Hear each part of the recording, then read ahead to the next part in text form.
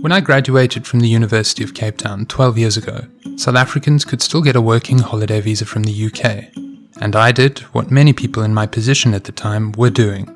I went to London to find out if the streets were really paved with gold. I got a pretty good gig on the travel news desk at the Daily Telegraph, but I found myself writing about the tourism industry, about things like winter sport travel insurance for skiing holidays. I, being South African, had barely seen snow. And so I bought myself a world map and literally plotted my escape, with a line that ran across 2 continents. I left London too, to run a pub in the English countryside, where I lived upstairs and saved as much money as I could.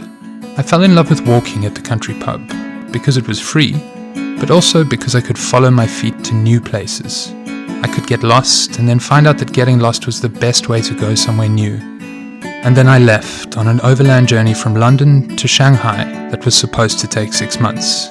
It ended up taking me 18 months to reach Shanghai, and the journey has become my life. I spent a year in India, 2 in Southeast Asia, 3 in Shanghai.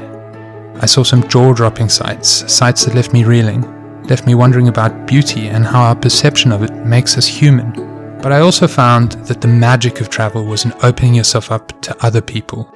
That the experiences that changed my view of myself and my place in the world most profoundly came from other people, and from the stories that other people told me. I met one of the world's most connected networkers in Madrid, nomads in Tibet, the owners of a decaying guest house in Laos, and a property mogul in Shanghai. I was taken into the homes of Mongolians and Syrians and Gujaratis, and, during a blizzard, a poor family in rural Shanxi. And I learned that their passions could easily become my own. All they needed to do was point to something and tell me a story. They said things like, I remember, I love, and I hope. And with these as a way in, I could find more beauty in an ordinary home than I could in the grandest monuments. Then, 2 years ago, I came home. It isn't easy to come home after a decade spent mostly as a nomad, taking comfort from being an outsider. But I missed my family, and my closest friends here were growing up. They were getting married and having babies. Their lives were changing, and I didn't want to lose touch completely. I found a job editing audio tours with GPS autoplay, mostly for open-top buses, cruise ships, and other large tour operators. And it's worth taking a moment here for me to explain what I mean by audio tours with GPS autoplay. It's pretty simple, really. You attach an audio file to a GPS coordinate.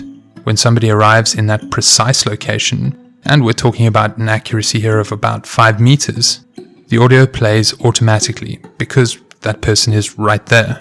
And that's it really, but after that there are thousands of decisions about how you put all of this together. So I was managing a team that would put these audio tours together in Cape Town.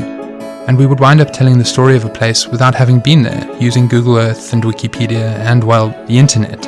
Then we were tasked with updating the audio on the open-top bus in Cape Town, the red bus. The thing is, the company I was working for was really just selling hardware and software to another company. It wasn't selling storytelling. That was just a value add.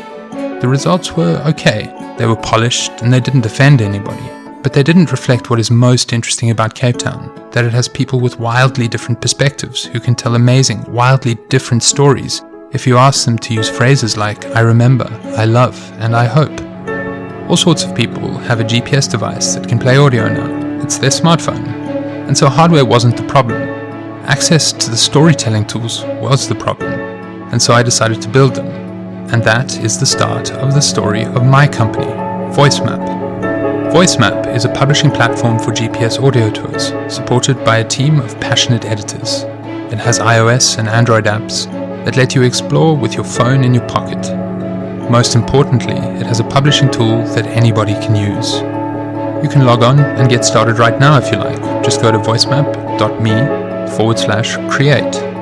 We have over 100 tours in almost 50 cities now.